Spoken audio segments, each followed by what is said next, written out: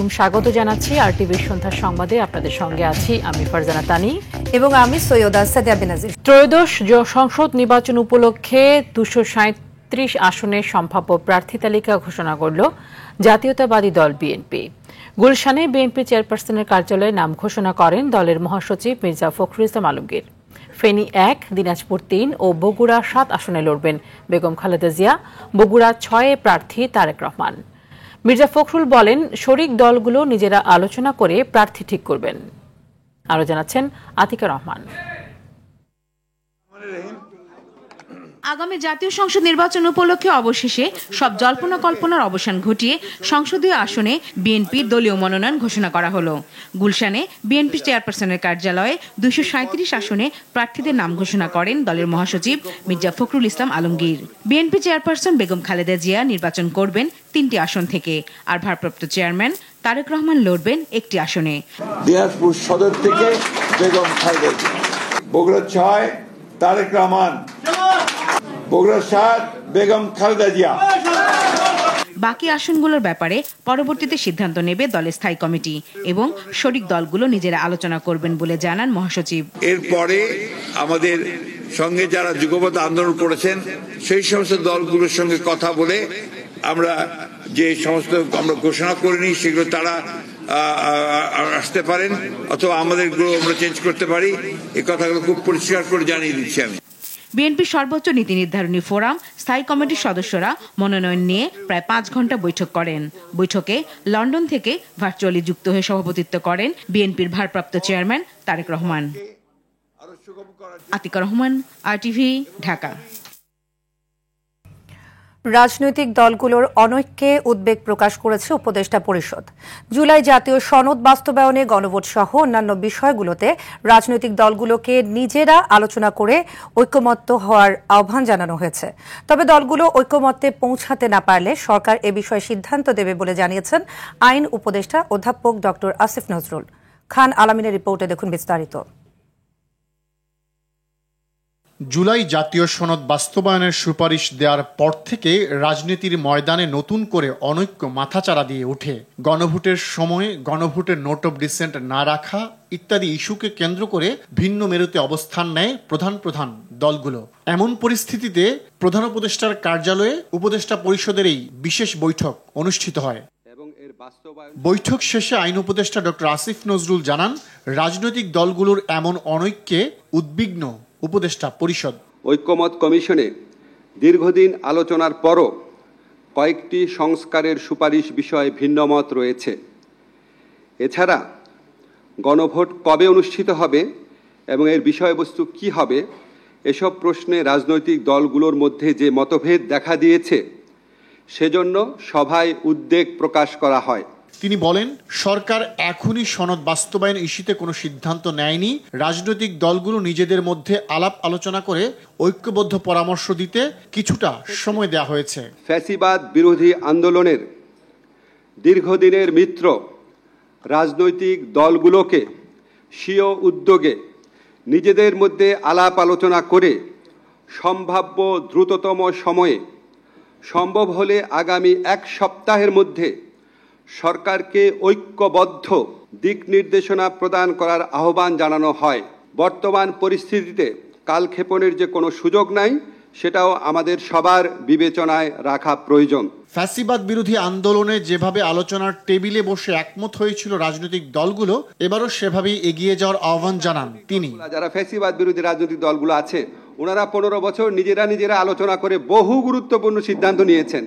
ওনারা অত্যন্ত প্রতিকূল সময়ে একসাথে আন্দোলন করেছেন, একসাথে নির্যাতনের শিকার হয়েছেন।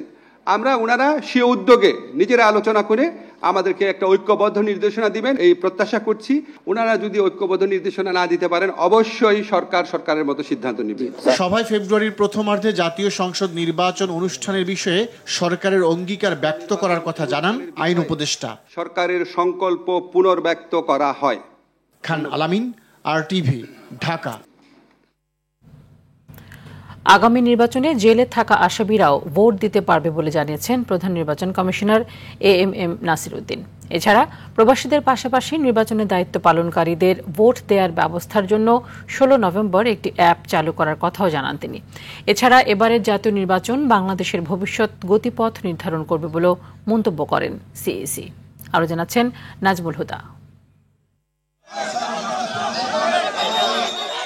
রাজধানীর ভাটারায় আগামী নির্বাচন ঘিরে আনসার ভিডিপি সদস্যদের ভোট কেন্দ্রের নিরাপত্তা নিশ্চিতের মহড়া ও প্রশিক্ষণ কার্যক্রম পরিদর্শন করেন প্রধান নির্বাচন কমিশনার। পরে তিনি জানান, এবার জেলে থাকা আসামি, প্রবাসী বাংলাদেশি এবং নির্বাচনে দায়িত্ব পালনকারীরাও ভোট দিতে পারবে। যে ইলেকশনে যারা দায়িত্বে থাকবেন তাদেরকে ইনক্লুড করেছি, চেষ্টা করছি আমরা। সরকারি চাকরিজীবী যারা বিভিন্ন জায়গায় কর্মরত থাকেন, ভোটার এলাকার বাইরে থাকেন, তারা যাতে ভোট দিতে পারবে সেই ব্যবস্থা আমরা উদ্যোগ নিয়েছি। আইনি হেফাজতে যারা জেলে আছে তারা তো এদেশের নাগরিক, তারাও যাতে ভোট দিতে পারেন সেই ব্যবস্থাও সেই উদ্যোগ আমরা নিয়েছি। নির্বাচনে ভুয়া তথ্য যাচাই ছাড়া শেয়ার না করার আহ্বান জানান সিএসি। বলেন, এআই এর অপব্যবহার রোধে সেল খোলা হয়েছে। এআই এর অপব্যবহার করে সোশ্যাল মিডিয়ার মাধ্যমে যে কোনো ধরনের একটা দুর্ঘটনা ঘটানো ফেলা সম্ভব। সোশ্যাল মিডিয়াতে দেখলে সাথে সাথে যাতে বিশ্বাস না করে, এটা ফ্যাক্ট চেক করে, এটা সত্য না মিথ্যা এটা যাচাই করে তারপরে যাতে বিশ্বাস করে। এ সময় দেশ গণতন্ত্রের পথে কিভাবে হাঁটবে তা আগামী নির্বাচনের উপর নির্ভর করছে বলেও মন্তব্য করেন সিএসি। গণতন্ত্রের পথে কিভাবে হাঁটবো এই সব কিছু নির্ভর করছে কিন্তু আগামী নির্বাচনের উপর। এটা ক্রিটিক্যাল অবস্থায় দেশ যখন রয়েছে, গতানুগতিক পন্থায় যে ধরনের কাজ হয় তার বাইরে গিয়ে আমাদেরকে কাজ সমাধান করতে হবে। প্রশিক্ষণের মাধ্যমে নির্বাচনে আনসার ও গ্রাম প্রতিরক্ষা বাহিনীর কার্যকর ভূমিকা রাখার উপযোগী করা হচ্ছে বলেও জানান এএমএম নাসির উদ্দিন। জোরদার করতে পারবে বলে আমি প্রত্যাশা করি। নাজমুল হুদা, আরটিভি, ঢাকা। শুধু এক ব্যাংক থেকে প্রায় 2000 কোটি টাকা লুটপাট ও পাচার করেছেন শেখ হাসিনার সাবেক বেসরকারি বিনিয়োগ উপদেষ্টা সালমান এফ রহমান। দুর্নীতির দালিলিক প্রমাণ মেলায় তাকে সহ 34 জনের বিরুদ্ধে 5টি মামলা করেছে দুদক। সংস্থার মহাপরিচালক জানান, সালমান এফ রহমানের দুর্নীতির একটি ক্ষুদ্রাংশ পর্যায়ক্রমে অন্যান্য দুর্নীতির ঘটনায়ও আইনানুগ ব্যবস্থা নেওয়া হবে। গণ অভ্যুত্থানের পর সালমান এফ রহমানের বিরুদ্ধে অনুসন্ধানে নামে দুদক। দুদকের 5 সদস্যের টিম অনুসন্ধানে খুঁজে পেয়েছে শুধুমাত্র জনতা ব্যাংক থেকেই 2021-22 অর্থ বছরে 1939 কোটি টাকা ঋণের নামে লুটপাট করে পাচার করেছে বেক্সিমকো গ্রুপ। সাংবাদিকদের প্রশ্নের জবাবে দুদক মহাপরিচালক বলেন, নির্বাচন কমিশন চাইলে আসন্ন নির্বাচনে প্রার্থীদের হলফনামায় সম্পদের তথ্য খতিয়ে দেখবে। মানে শুধু আত্মসাৎ না, এখানে কিন্তু অনেকগুলো আছে, প্রতারণা আছে, জালিয়াতি আছে, আত্মসাৎ আছে, ক্ষমতার অপব্যবহার আছে এবং এই দেশে বিদেশে অর্থ পাচারের সেই স্থানান্তর, রূপান্তর, হস্তান্তর আছে, অর্থাৎ মানি লন্ডারিং প্রতিরোধ 2012 সংশোধন। এটা জনতা ব্যাংক লোকাল অফিস। ইয়াস। সংখ্যানুপাতিক পদ্ধতি সহ 5 দফা দাবিতে আন্দোলনরত জামায়াতে ইসলামী সহ সমমনা 8 দল নতুন কর্মসূচি ঘোষণা করেছে। দুপুরে সংবাদ সম্মেলনে বাংলাদেশ খেলাফত মজলিসের আমির মাওলানা মামুনুল হক এই ঘোষণা দেন। জুলাই সনদ বাস্তবায়নে আইনি আদেশ জারি ও জাতীয় নির্বাচনের আগে গণভোটের দাবি জানান তিনি। আরপিও সংশোধন করা হলে তা মানা হবে না বলেও হুঁশিয়ারি দেন তিনি। নতুন কর্মসূচির মধ্যে রয়েছে 6 নভেম্বর প্রধান উপদেষ্টার কাছে স্মারকলিপি প্রদানের লক্ষ্যে গণমিছিল এবং 11 নভেম্বর বিক্ষোভ সমাবেশ। এদিকে ইসলামী আন্দোলনের আমির মুফতি রেজাউল করিম বলেন, একই দিনে নির্বাচন ও গণভোট হলে জুলাই সনদ বাস্তবায়ন ব্যাহত হবে, তবে কোনো জোট নয়, আসন সমঝোতা হতে পারে বলে জানান তিনি। বিভিন্ন রাজনৈতিক দল ভিন্ন ভিন্ন গণমিছিল করে পল্টনে এসে আমরা একীভূত হব।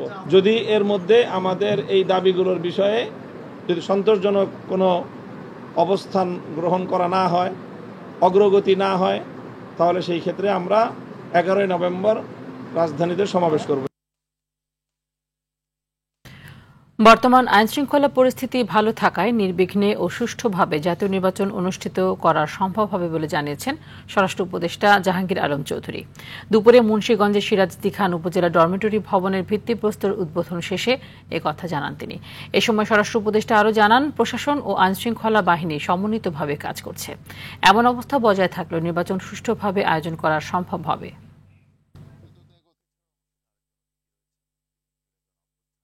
নির্বাচনের পরিবেশ ভালো এবং আইন শৃঙ্খলা পরিস্থিতিও যেটা, এটা দিয়ে ভালোভাবে নির্বাচন করা যায়। ছোটখাটো দুই একটা ঘটনা ঘটবেই, ছোটখাটো ঘটনা যদি না ঘটে তো চাকরি থাকবো না।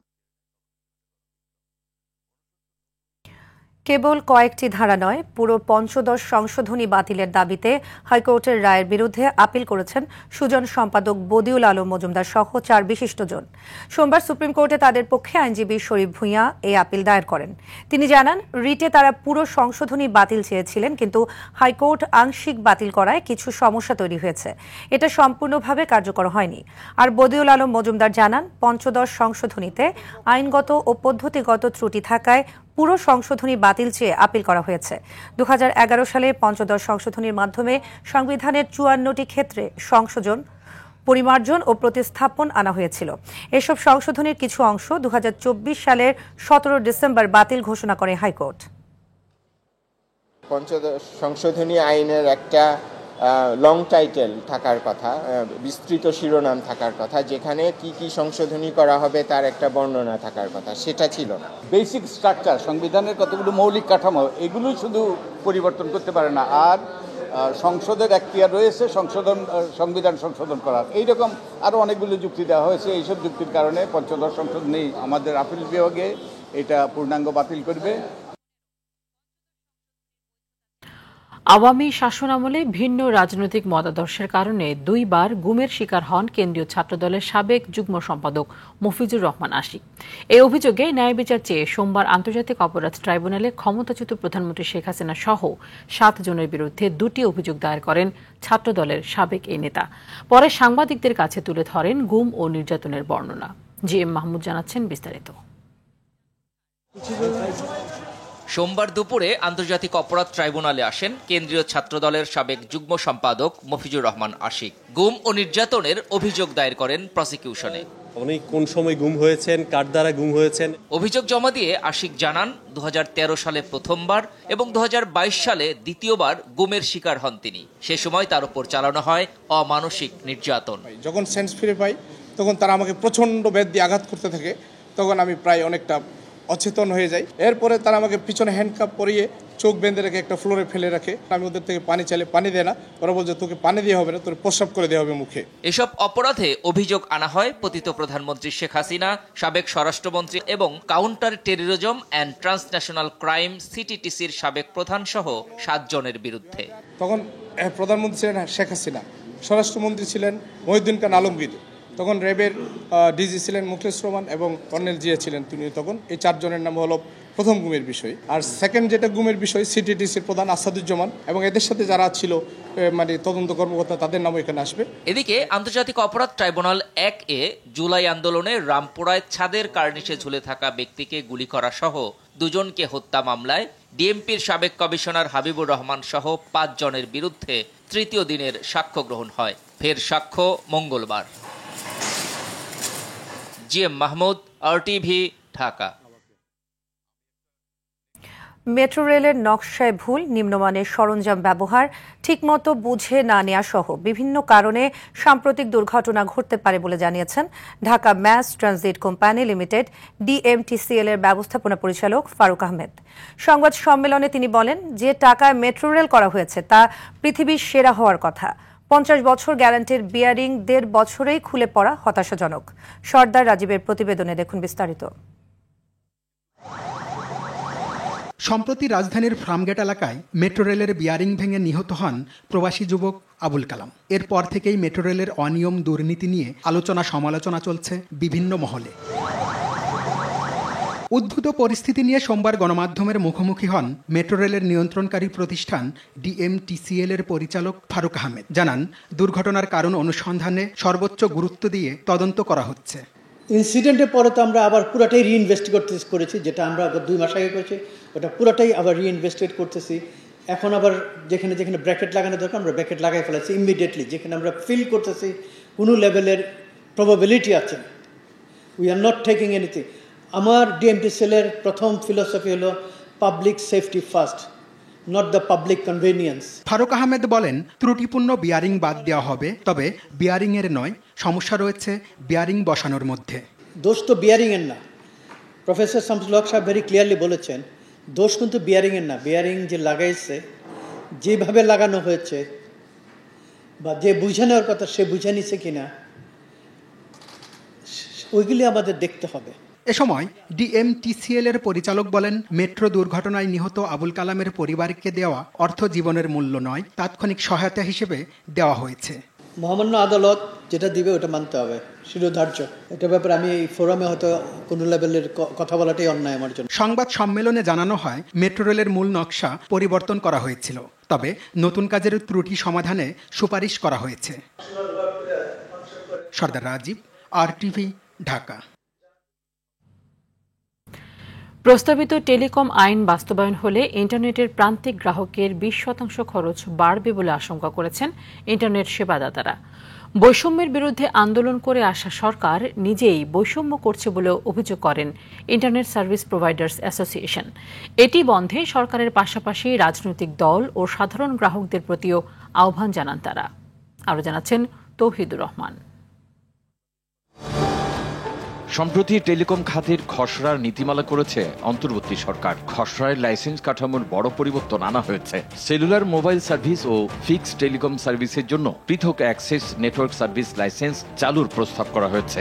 এটি বাস্তবায়ন হলে এই খাতে শৃঙ্খলা আসবে বলে মনে করে সরকার। কিন্তু ইন্টারনেট সেবাদাতারা মনে করছেন, নীতিমালার কারণে বৈষম্য তৈরি হবে, দেশীয় কোম্পানিগুলো অসম প্রতিযোগিতায় পড়বে বলে আশঙ্কা তাদের। লাইসেন্স অ্যাকুইজিশন ফি মূল্য বৃদ্ধি পাবে। অ্যানুয়াল ফি যদি দেখেন 1 লক্ষ টাকা, সেটা বেড়ে হবে 10 লক্ষ টাকা। তার মানে এখানেও 10 গুণ লাইসেন্স বৃদ্ধি পাবে। ডিস্ট্রিক্ট এফটিএসপি যদি দেখি কিংবা থানাভিত্তিক আইএসপি দেখি, ওনাদেরও লাইসেন্স অ্যাকুইজিশন ফি দ্বিগুণ হচ্ছে এবং অ্যানুয়াল যে লাইসেন্স ফি আছে সেটাও দ্বিগুণ হচ্ছে। অবস্থায় ইন্টারনেট সেবা সাশ্রয়ী এবং সবার জন্য সহজ করার দাবি জানিয়েছেন দেশীয় উদ্যোক্তারা। ওনাদের পলিসি ডিজিটাল শাটডাউনের দিকে এগিয়ে নিয়ে যাবে। প্রান্তিক পর্যায়ের গ্রাহক কোনোভাবেই এই 20% ইন্টারনেটের মূল্য দিতে পারবে না। তার কনসিকুয়েন্সে গ্রামের যে আইএসপিটা আছে সে আগামী 1 থেকে 2 মাসের মধ্যে তার ব্যবসা শাটডাউন করবে। মেট্রো সিটির যে আইএসপিগুলি আছে তারা হয়তো বা 3 থেকে 4 মাসের মধ্যে শাটডাউন করতে বাধ্য হবে। এই উচ্চ মূল্যে এই ব্যবসা পরিচালনা করা কোনোভাবেই সম্ভব না। রাজধানীর রাওয়া ক্লাবে আয়োজিত আলোচনা শেষে বিটিআরসি ভবন ঘেরাও করে ইন্টারনেট ব্যবসায়ীরা। তৌহিদুর রহমান, RTV, ঢাকা। বিতর্কের মুখে সরকারি প্রাথমিক বিদ্যালয়ের সঙ্গীত শিক্ষক পদ বাতিল করেছে সরকার। একই সঙ্গে শারীরিক শিক্ষা বিষয়ের সহকারী শিক্ষক পদটিও বাতিল করা হয়েছে। এ বিষয়ে প্রজ্ঞাপন জারি করা হয়েছে। এর মাধ্যমে গত 28 আগস্ট জারি করা সরকারি প্রাথমিক বিদ্যালয়ের শিক্ষক নিয়োগ বিধিমালা 2025-এ পরিবর্তন আনা হলো। বাতিল করা হলো নতুন করে সৃষ্টি করা 2টি পদ।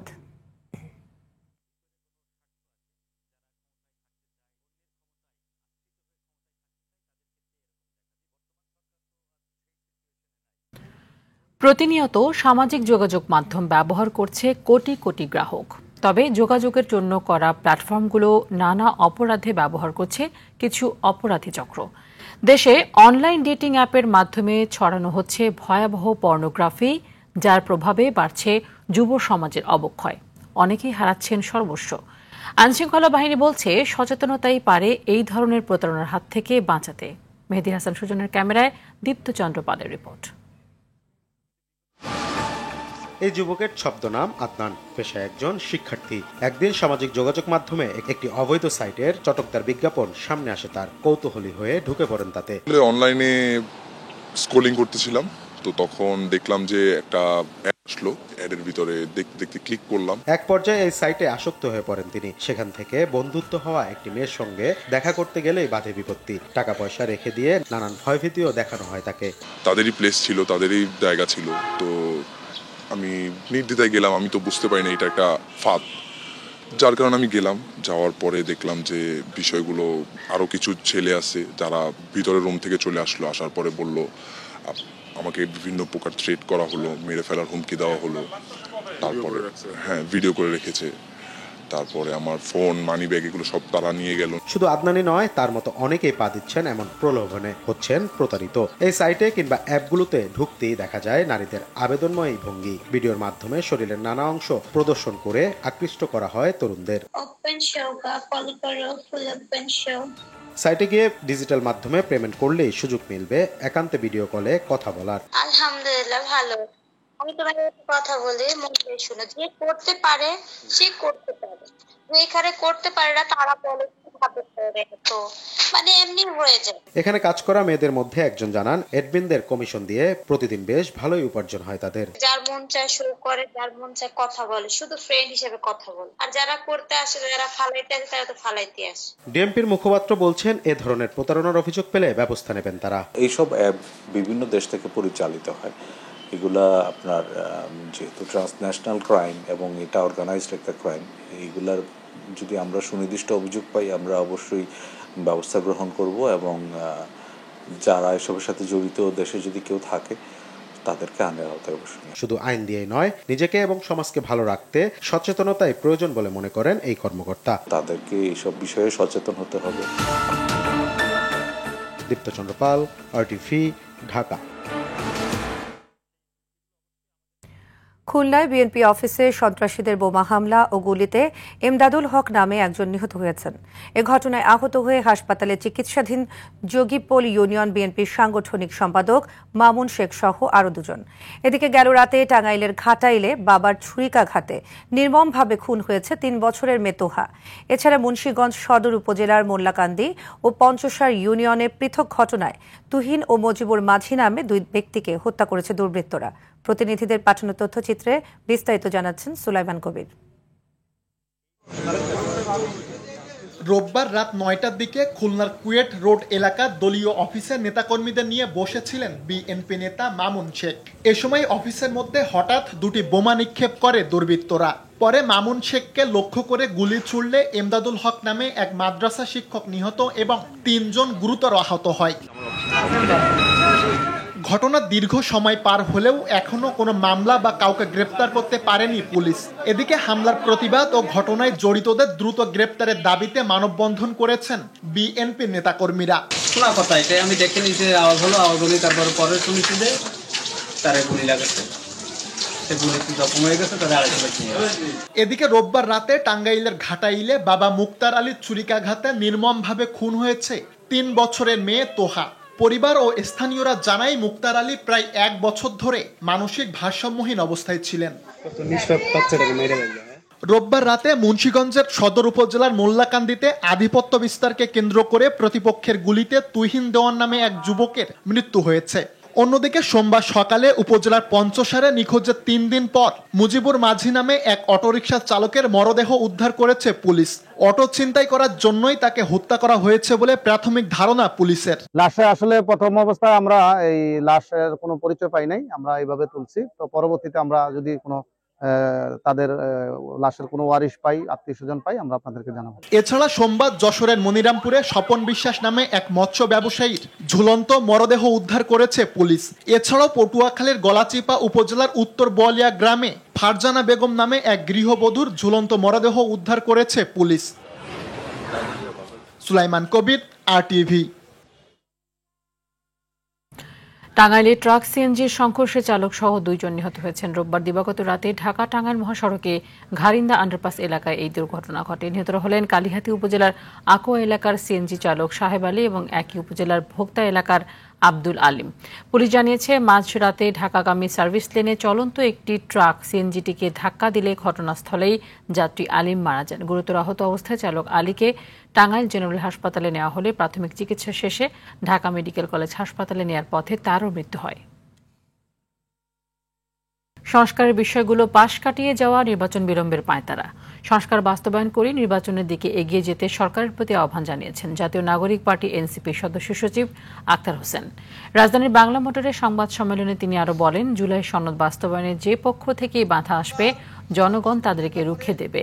সরকার গা বাঁচিয়ে রাজনৈতিক দলের কাছে সংস্কার ছেড়ে দিচ্ছে কেন, এমন প্রশ্ন করেন তিনি। জুলাই সনদ বাস্তবায়নকে কোনো দল ঠেকিয়ে রাখতে পারবে না। সংস্কারের বিষয়টাকে সরকারের দায়িত্ব হিসেবে সম্পন্ন না করে রাজনৈতিক দলগুলোর দিকে ঠেলে দেওয়া হয়েছে। সরকার সংস্কার বাস্তবায়নের বিষয়ে নিজেরা উদ্যোগী না হয়ে বরং গা বাঁচানোর মনোভাব ব্যক্ত করছেন। সংবিধান সংস্কারের বিষয়গুলোকে প্রধান রেখে জুলাই সনদ বাস্তবায়নের যে আদেশ সেটা জারি করার আমরা দাবি জানাচ্ছি। দেশে গত একদিনে ডেঙ্গু জ্বরে আক্রান্ত হয়ে আরও 5 জনের মৃত্যু হয়েছে। এই সময় হাসপাতালে নতুন করে ভর্তি হয়েছেন 1472 জন। এর মধ্যে ঢাকা বিভাগে 266 জন, ঢাকা উত্তর সিটিতে 284 জন, ঢাকা দক্ষিণ সিটিতে 145 জন, বরিশাল বিভাগে 132 জন, চট্টগ্রাম বিভাগে 98 জন, খুলনা বিভাগে 59 জন, ময়মনসিংহ বিভাগে 65 জন, রাজশাহী বিভাগে 70 জন, রংপুরে 19 এবং সিলেট বিভাগে 9 জন নতুন রোগী ভর্তি হয়েছেন। স্বাস্থ্য দপ্তরের হেলথ ইমার্জেন্সি অপারেশন সেন্টার ও কন্ট্রোল রুম থেকে পাঠানো সংবাদ বিজ্ঞপ্তিতে এ তথ্য জানানো হয়।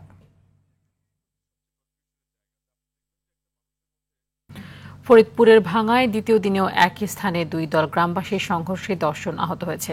দেশীয় অস্ত্র নিয়ে রক্তক্ষয়ী সংঘর্ষে লিপ্ত হয় তারা। সকাল 8টা থেকে ঘণ্টাব্যাপী চলা সংঘর্ষে অসংখ্য ঘরবাড়ি, দোকানপাট ভাঙচুর ও লুটপাট হয়। খবর পেয়ে ভাঙা থানা পুলিশ ঘটনাস্থলে গিয়ে পরিস্থিতি নিয়ন্ত্রণে আনে। জমি সংক্রান্ত সালিশের রায়কে কেন্দ্র করে গতকাল সংঘর্ষে 50 জন গ্রামবাসী আহত হন। এরই ধারাবাহিকতায় সকালে ফের 2 পক্ষ দেশীয় অস্ত্র নিয়ে সংঘর্ষে লিপ্ত হয়।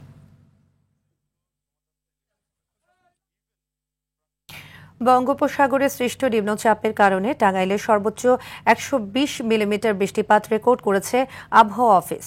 আর এই বৃষ্টিপাতের ফলে ব্যাপক ক্ষয়ক্ষতি হয়েছে আমন ও আগাম শীতকালীন সবজির। তবে ক্ষয়ক্ষতির তালিকা তৈরি সহ কৃষকদের পাশে থাকার আশ্বাস কৃষি বিভাগের। এদিকে চাঁপাইনবাবগঞ্জে এক রাতেই রেকর্ড 191 মিলিমিটার বৃষ্টিপাতের। এর ফলে জলাবদ্ধতায় ভোগান্তি বেড়েছে জনজীবনে। প্রতিনিধিদের পাঠানো তথ্যচিত্রে বিস্তারিত জানাচ্ছেন আবরার মাহি। গেল শুক্রবার রাত থেকে টাঙ্গাইলে অব্যাহত বৃষ্টির ফলে জেলার 12টি উপজেলার আমন ধান ও শীতকালীন সবজির ব্যাপক ক্ষতি হয়েছে। অনেক ক্ষেত আবার পানিতে তলিয়ে যাওয়ায় ধানের শীষগুলো নষ্ট হয়ে গেছে। এছাড়াও ব্যাপক ক্ষতি হয়েছে বিভিন্ন এলাকায় শীতকালীন শাকসবজির। তাই খরচ তোলা নিয়েই শঙ্কিত কৃষকরা। 15-16 বিঘা 16-17 মন করে ধান হবে, এখন মনে করেন যে 4 মনে টিকবে না। আমার যে খরচ করছি খরচই আমার উঠবে না, আমি বিশাল ক্ষতিগ্রস্ত হয়ে গেছি। ক্ষয়ক্ষতির পরিমাণ নির্ণয় সহ কৃষকদের পাশে থাকার কথা জানিয়েছে কৃষি বিভাগ। সম্প্রতি ভারী বর্ষণে জমিতে পানি দ্বারা আক্রান্ত হয়েছে। আমরা সরজমিনে পরিদর্শন করে আমরা কৃষকদেরকে পরামর্শ দিয়ে যাচ্ছি কিভাবে ক্ষতি পুষিয়ে দেওয়া, এবং কি আমাদের মাঠ পর্যায়ে যারা উপসহকারী কৃষি কর্মকর্তা আছেন তারা নিয়মিত মাঠ পরিদর্শন করে কৃষকদের ক্ষতি পোষণের বিষয়টা নিয়মিতভাবে পরামর্শ দিয়ে দেয়। এদিকে নীলফামারীতে গেল কয়েকদিনের টানা বর্ষণ আর দমকা হাওয়ায় উঠতি আমন ধানের ব্যাপক ক্ষতি হয়েছে। আগাম আলু ও সবজির ক্ষেত নিয়েও চরম দুশ্চিন্তায় চাষিরা। আমার ওই যে 2 বিঘার মতন মাটি এখন পানিতে পড়ি এখন ন্যাপ খায় পড়িয়েছে, বুঝছেন, তাতে চাউলও চাপায় নাই, ওলা নষ্ট হয়ে গেল আর কি। কোটে 14-15 মন হলে কোটে এখন মনে করেন 5-6 মন হইবে, না কাটিয়েও তো উপায় নাই। অন্যদিকে চাঁপাইনবাবগঞ্জে গেল শুক্রবার রাতে হওয়া রেকর্ড 191 মিলিমিটার বৃষ্টিপাতে জনভোগান্তির সৃষ্টি হয়েছে। অনেক এলাকার মাঠে থাকা ধান হেলে পড়েছে। এছাড়া দিনাজপুরের হিলিতে টানা 2 দিনের বৃষ্টিতে মাঠের ফসলের ব্যাপক ক্ষতি হওয়ায় কাঙ্ক্ষিত ফসল ঘরে তুলতে পারবেন না বলে আশঙ্কা করছেন কৃষকরা। জমি লাগাইছি 10 বিঘার উপরে, 4.5 বিঘা আমার এরকম পড়ে নষ্ট হয়ে গেছে। খরচ না উঠতে পারে, খরচ বলা যাও না, এই অবস্থা থাকলে খরচ উঠবে না তো ভাইয়া। ভারী বৃষ্টির কারণে সার্বিক ক্ষতি পুষিয়ে নিতে সরকারের নিকট আর্থিক সহযোগিতার দাবি ক্ষতিগ্রস্ত কৃষকদের। আবরার মাহি, RTV। প্রথমবারের মতো বাংলাদেশ ক্রিকেট বোর্ডের নারী পরিচালক হলেন রুবাবা দৌলা। জাতীয় ক্রীড়া পরিষদের কোটায় মনোনীত হয়ে এই দায়িত্ব পেয়েছেন তিনি। সকালে এক বিজ্ঞপ্তির মাধ্যমে বিষয়টি নিশ্চিত করেন NSC। বিসিবি নির্বাচনের দিনই ইশফাক আহসানকে মনোনয়ন দেয় এনএসসি। তবে আওয়ামী লীগের সঙ্গে সম্পৃক্ততার কারণে মনোনয়ন পাওয়ার কয়েক ঘণ্টার মধ্যেই পরিচালক পদ হারান তিনি। এরপরই গুঞ্জন ওঠে রুবাবার দায়িত্ব পাওয়ার। প্রায় মাসখানেক পর নতুন পরিচালকের নাম প্রকাশ করল এনএসসি। রুবাবা বর্তমানে বহুজাতিক প্রতিষ্ঠান ওরাকলের বাংলাদেশ, নেপাল ও ভুটানের কান্ট্রি ডিরেক্টরের পদে কর্মরত। এর আগে তিনি টেলিকম সেবাদাতা প্রতিষ্ঠান গ্রামীণফোন ও এয়ারটেলের শীর্ষ কর্তা হিসেবেও কাজ করেন। ফেডারেশন কাপ টেবিল টেনিসের দলগত ইভেন্টে পুরুষ বিভাগে সেরা হয়েছে সেনাবাহিনী এবং নারী বিভাগে চ্যাম্পিয়ন হয়েছে বাংলাদেশ আনসার। পল্টনের শহীদ তাজউদ্দিন ইনডোর স্টেডিয়ামে বাংলাদেশ আনসারকে ৩-০ গেমে হারিয়ে চ্যাম্পিয়ন হয় বাংলাদেশ সেনাবাহিনীর পুরুষ টেনিস দল। সেনাবাহিনীর রাহমিম ৩-০ সেটে হারায় আনসারের জাভেদকে। অপরদিকে আনসারের সজীবের বিপক্ষে মুহতাসিনের জয় ৩-১ সেটে। আর একই ব্যবধানে আনসারের অন্তুকে হারিয়েছে সেনাবাহিনীর ইমন। অপরদিকে নারী বিভাগে সেনাবাহিনীকে হারিয়ে চ্যাম্পিয়ন হয়েছে আনসার।